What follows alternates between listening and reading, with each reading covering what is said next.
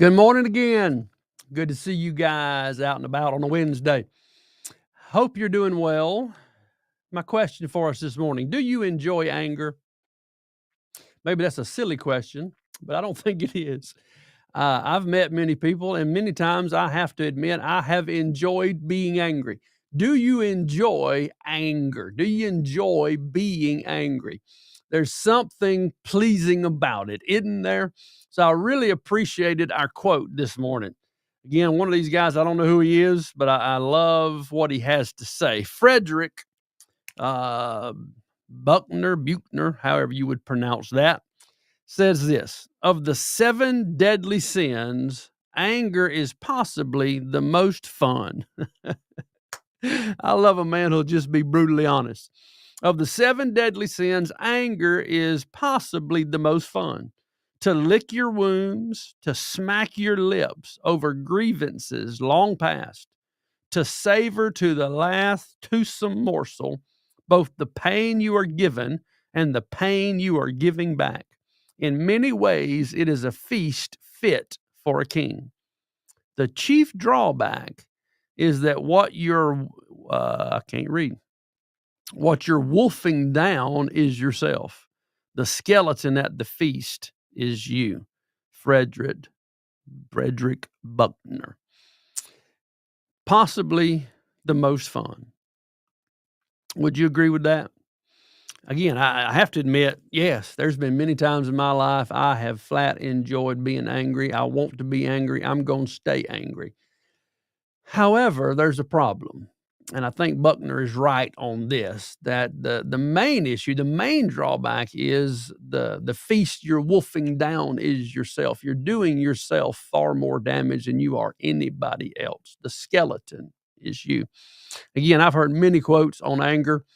I have a full teaching on bitterness that we go into great detail in how the enemy gets us into bitterness, and it's not the topic or title for that today. But I just wanted to talk about this thing of anger because I think I can't say men in particular. I just deal with more men, but I think both of us, men and women, can hang on to bitterness because there is a sense of pleasure and enjoyment in it. It just feels right to be angry when we've been wronged. It can be fun. Let's just admit it.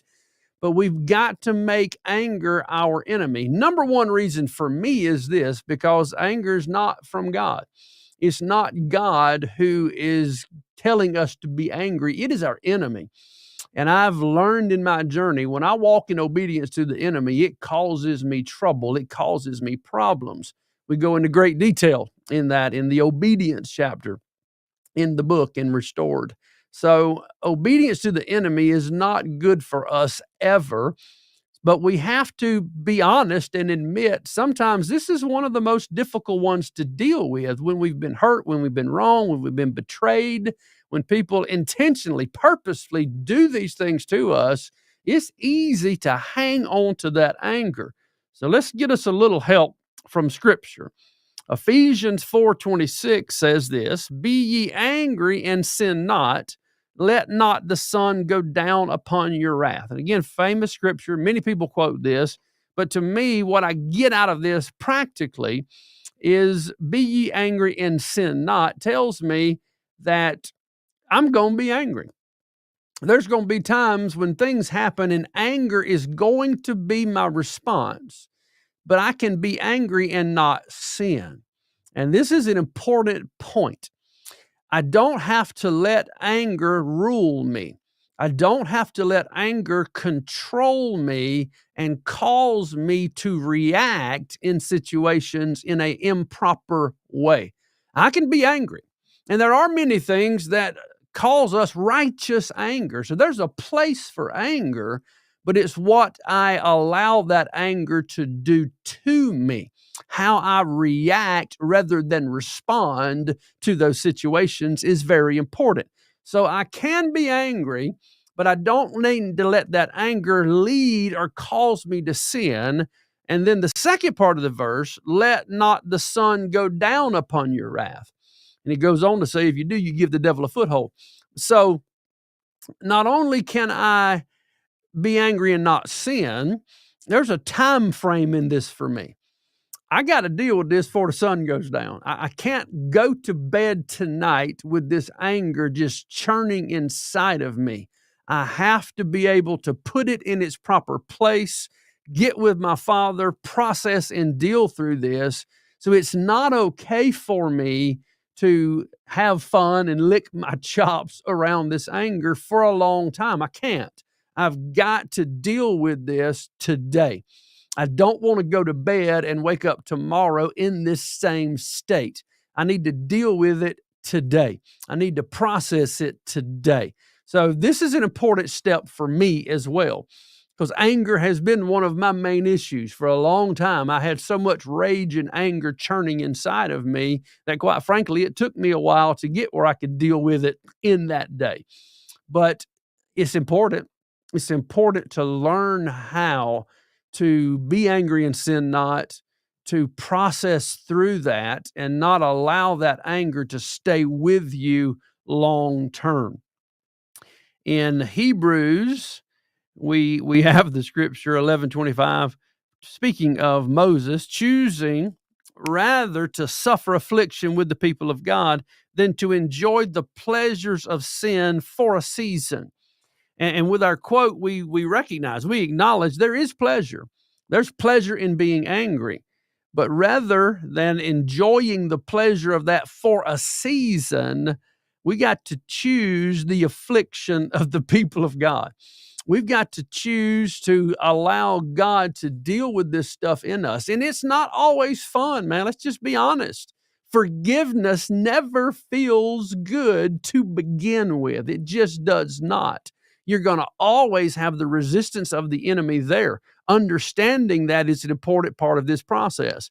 So I'm going to choose to be afflicted. I'm going to choose to deal with my stuff, as uncomfortable as it may be, rather than to enjoy the pleasure of this sin for a season. I may give myself to the end of the day, but I'm going to deal with it today. And then Proverbs says this: he that is slow to wrath is of great understanding, but he that is hasty of spirit exalteth folly.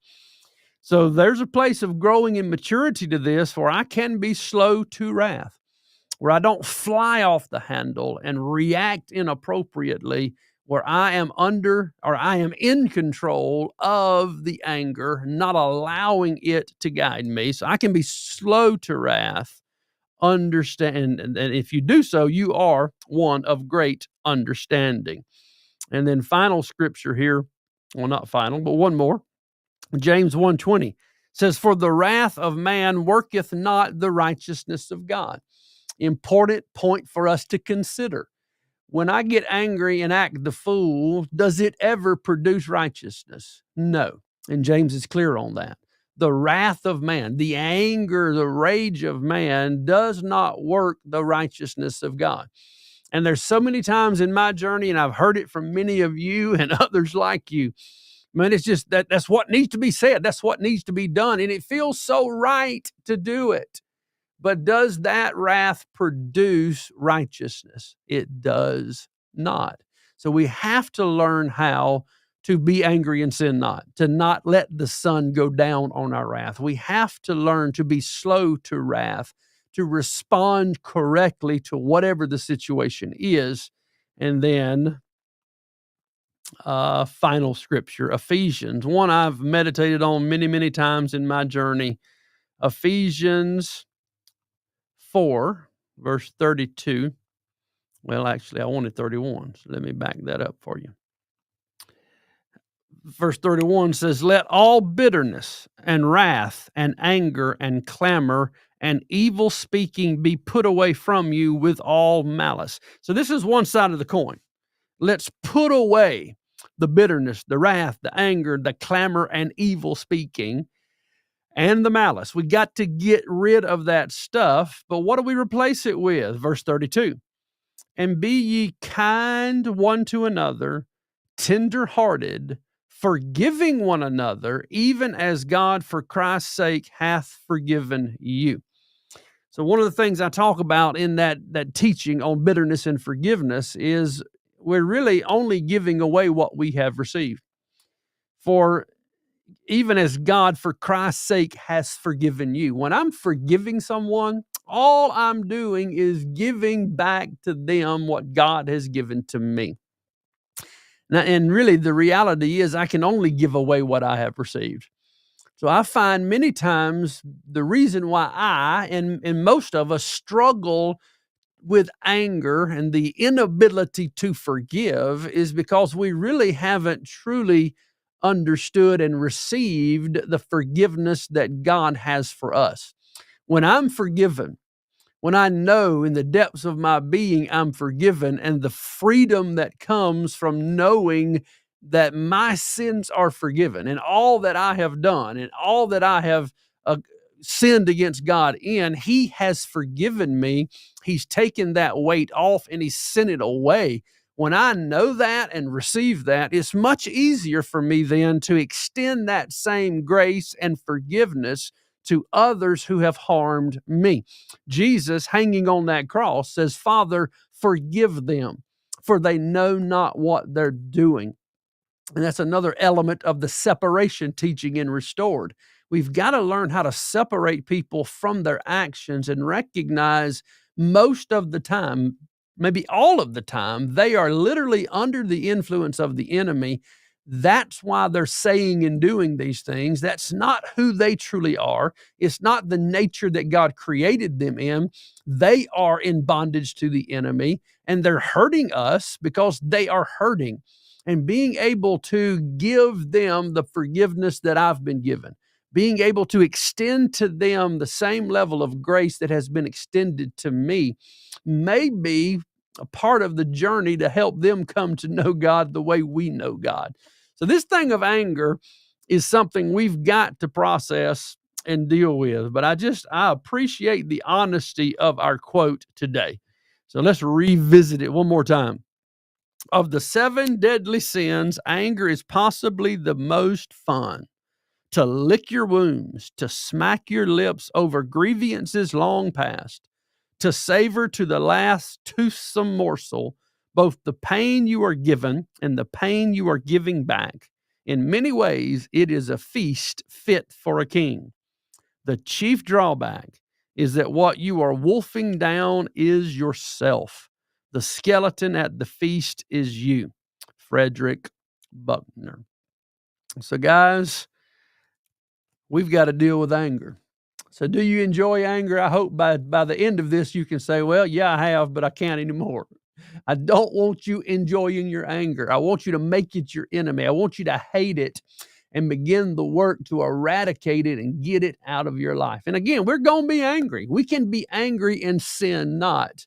But I don't want you to allow anger to rule your life. We are now sons and daughters of God. We have the Spirit of God living in us, and we can defeat this enemy of anger. So if you want to have some more conversation around that, feel free to reach out to me. My contact information is there, Mitch at Restored Coaching. You can shoot me an email, or if you got my phone number, give me a call, shoot me a text. I'd love to have some more conversation around this. I've got teachings that I don't have yet up available on video that are coming. Working on accusation, bitterness will be next. So we'll be covering some of these things in greater detail in this year. And that's one of the reasons why I'm asking 100 of you out there to help me at $20 a month, because it's going to cost me some money to get these things done. So if you could support the work that we're doing, that would be awesome. Just hit me up there at restoredcoaching.org. Click that donate button, and it's a simple, easy process to go through. So you guys enjoy your day. We'll see y'all back again tomorrow morning.